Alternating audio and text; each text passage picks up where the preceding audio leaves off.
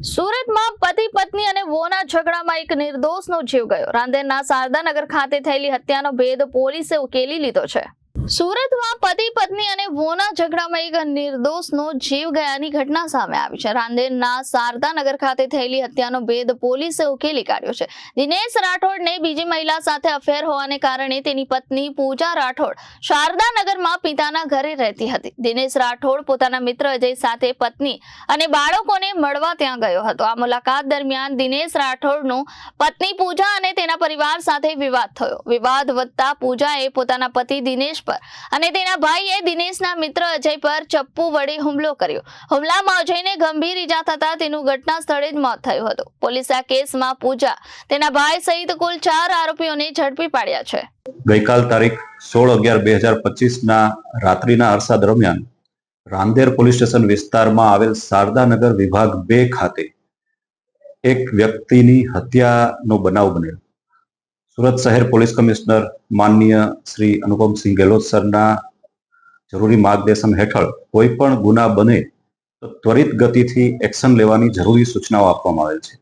જે અનુસંધાને ઘટના સ્થળ પર પોલીસ અધિકારીઓએ તાત્કાલિક મુલાકાત લીધી, જરૂરી તપાસ હાથ ધરવામાં આવેલ અને રાંદેર પોલીસ સ્ટેશન ખાતે હત્યાની સંદર્ભમાં ગુનો દાખલ કરવામાં આવેલ। સમગ્ર ઘટના પતિ પત્નીના ઝઘડામાંથી ઉદ્ભવેલ છે। ફરિયાદી દિનેશભાઈ રાઠોડ પોતાની પત્નીથી અલગ સિંગણપુર ખાતે રહેતા અને કેટલાક સમયે તેની પત્નીની ઘરે જે શારદાનગર ખાતે રહે છે તેની મુલાકાત પણ લેતા। ગઈકાલ રાત્રિના અરસામાં ફરિયાદી દિનેશભાઈ તેના મિત્ર અજય સાથે, જે હાલમાં મૃતક છે, તેની સાથે પોતાના પત્નીના ઘરે બાળકોને મળવા માટે ગયેલ અને ઘરકંકાસ અને અન્ય કારણોસર ઝઘડો થયેલ।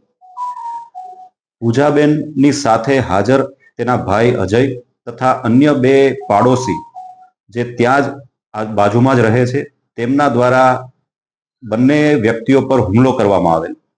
ઘરમાં વપરાતા ચપ્પુ દ્વારા બંને પર હુમલો કરેલ અને સમગ્ર ઘટનાક્રમ દરમિયાન અજયભાઈ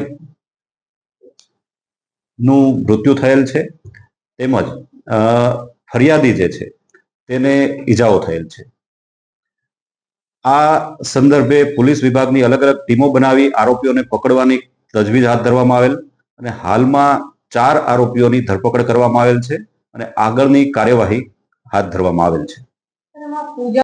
પૂજા જે છે એ ફરિયાદીના પત્ની છે અને જે ફરિયાદી છે તે સિંગણપુર ખાતે રહેતા હોવાનું જણાયેલ છે અને અન્ય કોઈ સ્ત્રી સાથે તેના અનૈતિક સંબંધ હોવાનું જાણવા મળેલ છે અને આ જ કારણથી પોતાની પત્ની પૂજા સાથે તેઓને ઝઘડો પણ થયેલો અને આ જ કારણથી પૂજાએ તેના પતિ પર, જે આ ફરિયાદી છે, તેના પર ઘરમાં વપરાતા ચપ્પુ વડે હુમલો કરેલો અને પૂજાના ભાઈ દ્વારા ફરિયાદીના મિત્ર જે સાથે આવેલા તેના પર હુમલો કરેલો અને તેનું મૃત્યુ થયેલું।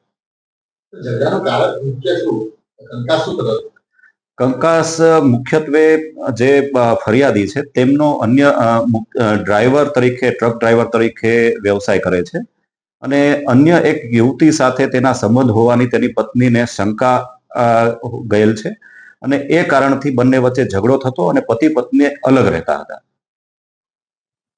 Reporter Arvind Rathod, Janadesh news, Surat.